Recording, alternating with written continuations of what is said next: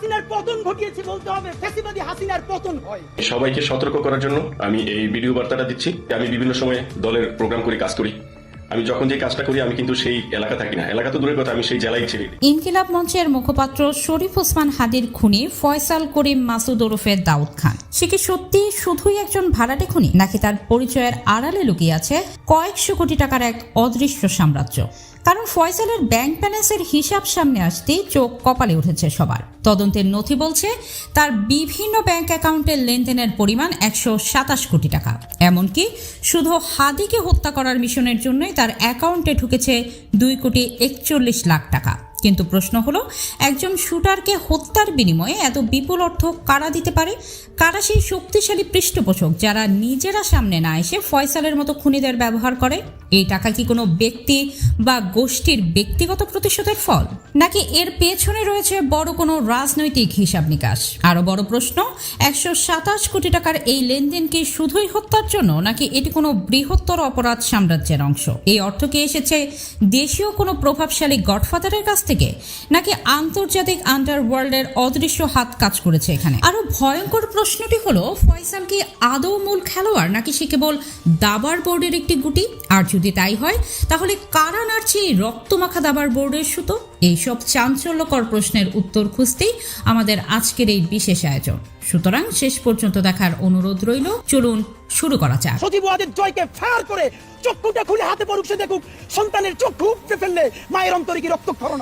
আমাদের পরিচিত সভ্য পৃথিবীতে একটি জীবন অমূল্য হিসেবে গণ্য হলেও অপরাধ জগতের নিষ্ঠুর বাস্তবতায় সেই জীবন দরদাম হয় কয়েকশো কোটি টাকার মোটা অঙ্কে। ফয়সাল করিম মাসুদের গল্প কোনো কাল্পনিক থ্রিলার নয়, এটি আমাদের চোখের সামনে ঘটে যাওয়া এক হাড় হিম করা বাস্তবতা। ফয়সালের মূল পরিচয়, সে একজন ভাড়াটে শুটার, অর্থাৎ টাকা নিয়ে মানুষ হত্যা করাই তার পেশা। কিন্তু তদন্তকারীরা যখন তার ব্যাংক অ্যাকাউন্টগুলোর হিসাব টেবিলে রাখলেন, তখন অভিজ্ঞ গোয়েন্দাদের কপালেও ঘাম ছুটে যায়। ফয়সালের ব্যাংক ব্যালেন্স দেখলে দেশের বড় বড় শিল্পপতিরাও অস্বস্তিতে পড়বেন। এখানে কোনো কিস্তি নেই, কোনো অপেক্ষা নেই, বরং মিশন শুরু হওয়ার আগেই পেমেন্ট ক্লিয়ার, টার্গেট চূড়ান্ত হওয়ার আগেই ডিজিটাল সংকেতে ঢুকে পড়ছে কোটি কোটি টাকা। সিনেমার কাহিনীকেও হার মানায় এই অপরাধ চক্রের গল্প। তদন্তে দেখা গেছে, হাদি হত্যার পরিকল্পনা যখন ধাপে ধাপে এগোচ্ছিল, ঠিক তখনই ফয়সালের ব্যাংক ব্যালেন্স অস্বাভাবিকভাবে ফুলে ফেপে ওঠে। হত্যাকাণ্ডের ঠিক 3 মাস আগে এবং 1 মাস আগে এই দুই সময়ে ঘটে দুটি বিশাল অঙ্কের ট্রানজ্যাকশন। মোট 2,41,00,000 টাকা জমা পড়ে ফয়সাল ও তার স্ত্রীর বিভিন্ন অ্যাকাউন্টে। প্রথম দফায় 2025 সালের 18 সেপ্টেম্বর রূপনগরে অবস্থিত ফয়সালের একটি ব্যাংক অ্যাকাউন্টে জমা হয় 1,76,00,000 টাকা। আশ্চর্যের বিষয়, এই অ্যাকাউন্টে ছিল এসএমই উইমেন এন্টারপ্রাইজ নামের একটি প্রতিষ্ঠানের নামে। মজার ব্যাপার হলো, নামে উইমেন এন্টারপ্রাইজ হলো মূল হত্যাকাণ্ডের নেপথ্যে ছিল ফয়সাল। হাদি হত্যার ঠিক 1 মাস আগে 4 নভেম্বর এনআরবিসি ব্যাংকের বেনারসি পল্লীর শাখায় জমা হয় 65,55,000 টাকা।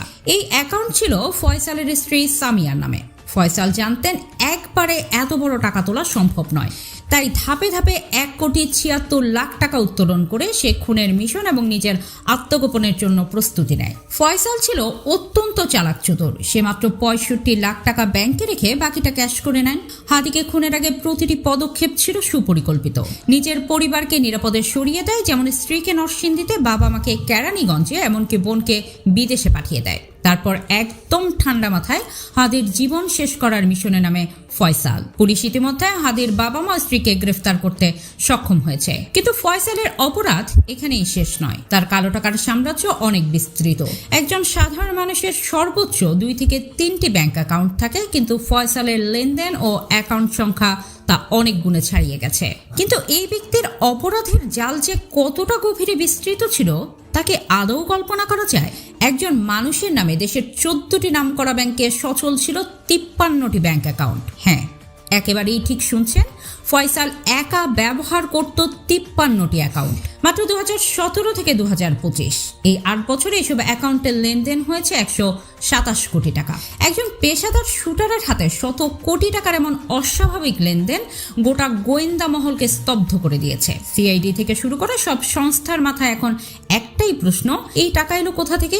গোয়েন্দারা যতই ফয়সালের কর্মকাণ্ডের গভীরে ঢুকেছেন, ততই সামনে এসেছে এক অন্ধকার জগতের নিখুঁত ব্লুপ্রিন্ট। প্রশ্ন উঠছে, এই 127 কোটি টাকা কি শুধুই খুনের সুপারি, নাকি এর আড়ালে চলছে আরো বড় কিছু?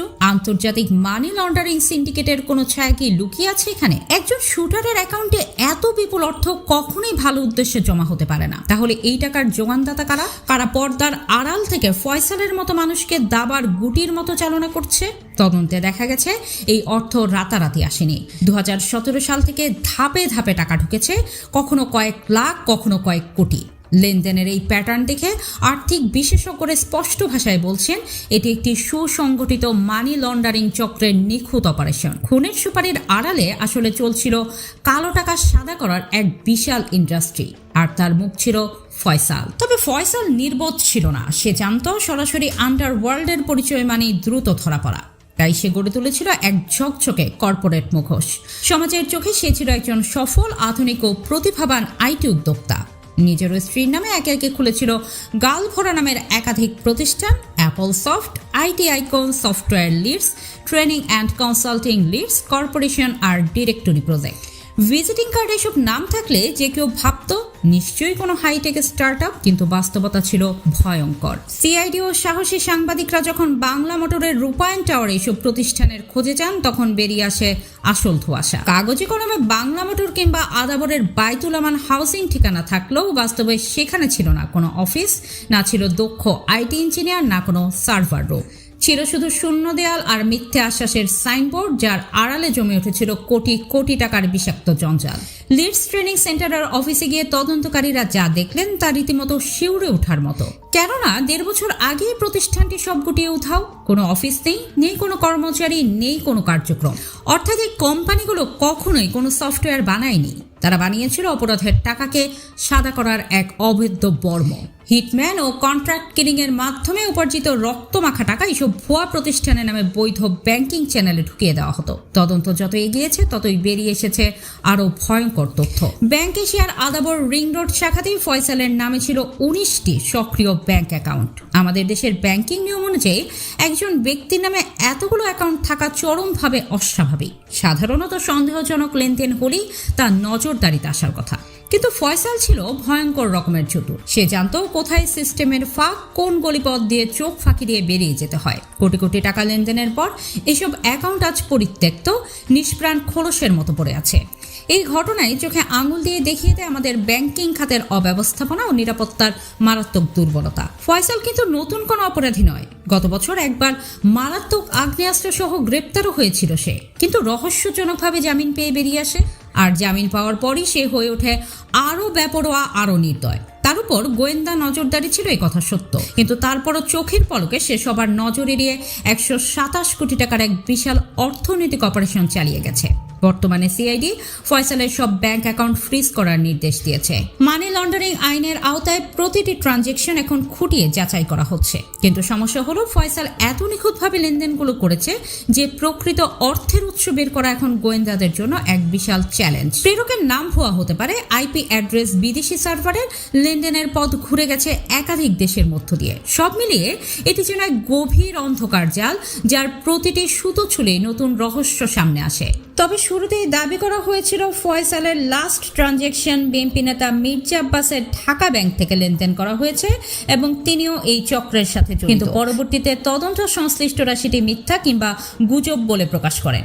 এখন প্রশ্ন হলো, এই হত্যাকাণ্ডের পেছনে কি শুধুই আধিপত্য বিস্তারের লোক কাজ করেছে, নাকি এর আড়ালে রয়েছে কোনো বড় দেশি বিদেশি আন্তর্জাতিক চক্র? 127 কোটি টাকার এই বিশাল লেনদেনের পেছনের আসল সত্য কি চাপা পড়ে যাবে? মাত্র 2,41 লাখ টাকার নগদ অর্থ যারা একটি খুনের জন্য যোগান দিতে পারে, তারা কি সাধারণ মানুষ হতে পারে, নাকি আড়ালে আছে কোনো প্রভাবশালী রাজনৈতিক গডফাদার যারা নিজের হাত পরিষ্কার রাখতে ফয়সালের মতো শুটারদের দাবার গুটি হিসেবে ব্যবহার করছে, নাকি বাংলাদেশকে ট্রানজিট হিসেবে ব্যবহার করছে কোনো আন্তর্জাতিক আন্ডারওয়ার্ল্ড মাফিয়া চক্র? এই খুনি এখনো পলাতক, তার ব্যাংক ব্যালেন্স সরকারের জিম্মায়, কিন্তু ফয়সাল এখনো অধরা। আর যারা তাকে কোটি টাকার সাম্রাজ্য গড়তে সহায়তা করেছে, সেই অদৃশ্য হাতগুলো এখনো ধরা ছোঁয়ার বাইরে। কিন্তু প্রশ্ন থেকে যায়, আর কতদিন ফয়সাল ও তার অর্থের যোগানদাতারা আইনের ঊর্ধ্বে থাকবে? জনগণ আজ এই প্রশ্নের উত্তর চায়। ইতিমধ্যে হাদির কালজয়ী বক্তব্য এবং তার হত্যার বিচারের ট্রেন্ড সোশ্যাল মিডিয়া থেকে উড়িয়ে দেওয়ার চেষ্টা চলছে। এই উসমান হাদি এবং তার ভাই বোনেরা আল্লাহ ছাড়া এই জমিনের নিচে আর কাউকে ভয় পায় না। প্রিয় দর্শক, আপনার কি মনে হয় পর্দার আড়ালের সেই গডফাদাররা কি শেষ পর্যন্ত ধরা পড়বে, কিংবা আদৌ কি হাদি হত্যার কোনো বিচার হবে এই বাংলার মাটিতে? আপনার মতামত কমেন্ট করে জানান। ভিডিওটি ভালো লাগলে লাইক দিন, সত্য ছড়িয়ে দিতে শেয়ার করুন এবং এমন কাজ শিউরে ওঠা ইনভেস্টিগেটিভ ক্রাইম স্টোরি পেতে আমাদের সঙ্গেই থাকুন। আল্লাহ হাফেজ।